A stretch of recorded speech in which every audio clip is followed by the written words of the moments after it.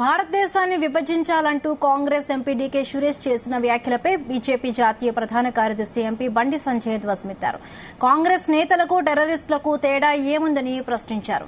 కరీంనగర్లో ఆయన మీడియాతో మాట్లాడారు. కాశ్మీర్ను ప్రత్యేక దేశం చేయాలని టెర్రరిస్టులు పంజాబ్ను ఖలిస్తాన్ దేశంగా ప్రకటించారని ఉగ్రవాదులు చెబుతున్నారు.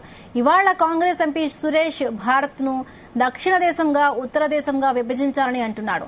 మరి వాళ్లకు వీళ్లకు తేడా ఏంటి అని బండి సంజయ్ అన్నారు. గతంలో రాహుల్ గాంధీ సైతం భారతీయుడిగా చెప్పుకునేందుకు సిగ్గుపడుతున్నారని దేశాన్ని కించపరిచారన్నారు. ఇక భారత్కు వ్యతిరేకంగా మాట్లాడే నేతలపై దేశద్రోహం కేసు పెట్టాలన్నారు. బీజేపీ సీనియర్ నేత అద్వానీకి భారతరత్న పురస్కారం ప్రకటించడం పట్ల హర్షం వ్యక్తం చేశారు. బీజేపీ కార్యకర్తగా ఉన్నందుకు గర్వపడుతున్నామన్నారు. రామాయణం ఉందట, రాముడు అయోధ్యలో జన్మించాడని కాంగ్రెస్ పార్టీ బీఆర్ఎస్ పార్టీ అంటారా? లేదా బాబ్రీ మసూద్ ఉందట? చెప్పండి మరి. ఆ దమ్ముందే చెప్పండి. మేము చెప్తున్నాం, రాముడి దేవాలయం మాత్రమే అయోధ్య రాముడు, అందాల రాముడు, ఆదర్శ రాముడు, అందరి రాముడు అదే స్థలంలో జన్మించిండు. అందుకే భవ్యమైన దివ్యమైన రామాలయ నిర్మాణాన్ని ప్రారంభించి తీరినం.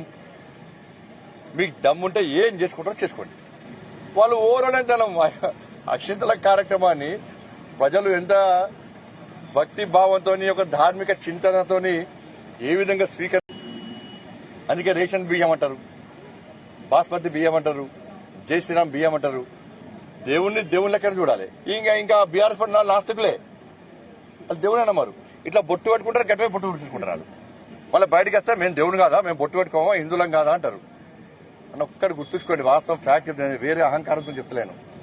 ఈ తెలంగాణ రాష్ట్రంలో ఈ కుహనా సెక్యులర్ వాదులందరూ కూడా, బీఆర్ఎస్ కాంగ్రెస్ పార్టీ వాదులందరూ కూడా కుహనా సెక్యులర్ వాదులు. వీళ్ళు ఏ రోజు కూడా గతంలో నేను హిందువును అని చెప్పుకునే దమ్ము లేని చోటలు వీళ్ళందరూ కూడా. ఎవరైతే హిందువులు అని చెప్పుకోవడానికి భయపడ్డారో వాళ్ళందరితో గతంలో రాష్ట్ర ముఖ్యమంత్రి నుంచి ఇప్పటి వరకు కూడా వాళ్ళ అందరి నోటి నుంచి మేము హిందువులమే అని బొట్టు పెట్టించి చెప్పించిన ఘనత భారతీయ జనతా పార్టీ కార్యకర్తలేదు.